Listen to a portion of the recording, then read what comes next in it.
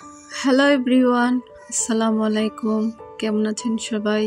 আশা করি অনেক অনেক ভালো আছেন।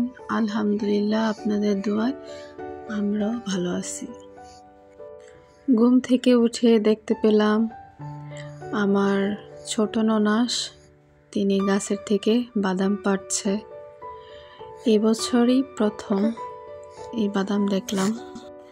গাছে যত বাদাম আছে সব বাদাম পেকে গেছে। আপনারা কি কেউ এই বাদামের নাম জানেন? জানলে কমেন্টসে জানাবেন।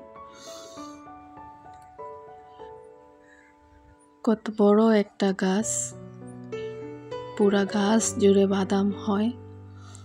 বছরে 2-3 বার এই ফলটা হয় এই গাছে। এদিকে আমার মেয়েও খাচ্ছে, এবছর ওর প্রথম বাদাম খাওয়া। আগে কখনো খায়ওনি, দেখেওনি। কত সুন্দর আল্লাহর সৃষ্টি। এত বড় একটা খোলসের ভিতরে বাদাম। ভিতরে কিন্তু বাদাম না, ভিতরেও ছিল অনেকটা চুলকা, তারপরে ছিল আসল মেন বাদামটা। এদিকে আপনারা বলবেন যে আমার মেয়ে নাচানাচি করছে কেন? কারণ আমার মেয়ে শুনেছে স্কুলে নাকি পিকনিকে নেবে, তাই নাচানাচি শুরু করছে। ও পিকনিকে যাবে, দেখা যাক যাওয়া যায় কিনা। সেই আনন্দেই সে নাচতেছিল। পিকনিকে কখনো যায় নাই, গতবার নেয়নি, ও নার্সারিতে পড়ে। এবার আলোচনা হয়েছে শিক্ষা সফর যাবে। যাই হোক, নাচানাচি দেখার টাইম নেই। এইদিকে রান্না বসিয়ে দিয়েছি। নাচানাচি দেখতে গেলে আবার অনেক টাইম লাগবে, তাই রান্নার দিকে চলে গেলাম। আজকে আমি রান্না করেছিলাম লইট্টা শুটকি মাছ। লইট্টা শুটকি কিন্তু অনেক রকমের আছে, বিভিন্ন ধরনের, বিভিন্ন দামের। কম দাম আছে, বেশি দাম আছে, মিডিয়ামও আছে। কম দামিটা একেবারেই বাজে, দামি শুটকিটাই ভালো, কোনো গন্ধ আসে না, খাইতে অনেক টেস্ট। আমার হাজবেন্ড ওই লইট্টা শুটকি 3 রকমের এনেছে, এক একটার টেস্ট এক এক রকম। কোনোটার গন্ধ বেশি, কোনোটার হালকা গন্ধ, কোনোটার আবার গন্ধ নাই। ভালো করে ধুয়ে পরিষ্কার করে রান্না করলে সেরকমভাবে গন্ধ থাকে না, ভালো করে কষিয়ে রান্না করলে।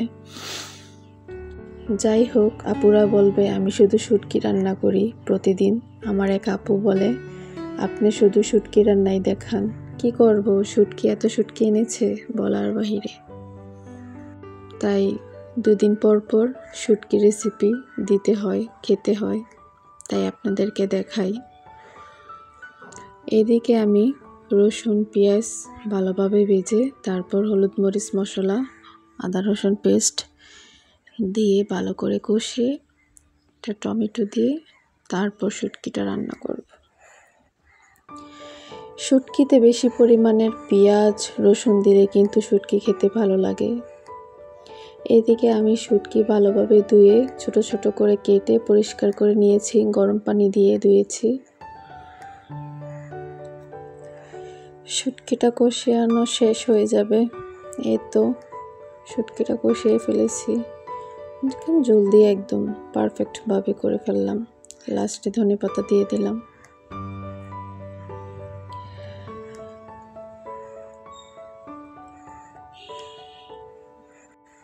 এখন আমি পাঙ্গাস মাছ নিয়েছি। পাঙ্গাস মাছ আমার অনেক ভালো লাগে খেতে। সবাই খায় না, আবার অনেকেই খায়, অনেকেই বলে আমাদের পছন্দ। আমি আজকে পাঙ্গাস মাছ রান্না করব আলু টমেটো দিয়ে। পাঙ্গাস মাছ ভাজা কি সুন্দর লাল টকটকে হয়েছে, ভাত দিয়ে, গরম ভাত দিয়েও খাওয়া যাবে। আমি প্রথমে মাছটাকে ভালো করে সুন্দর লাল করে ভেজে নিয়েছি, আলুগুলো। তারপর তেল বসিয়ে পেঁয়াজ কুচি দিয়ে দিলাম, হলুদ মরিচ মশলা যা আছে দিয়ে দিলাম। আমার মেয়ে রান্নার মধ্যে এমন ডিস্টার্ব করতেছে যে কষানোর মধ্যে ধনেপাতা দিয়ে দিচ্ছিল। যাই হোক, এ পর্যন্তই। আল্লাহ হাফেজ।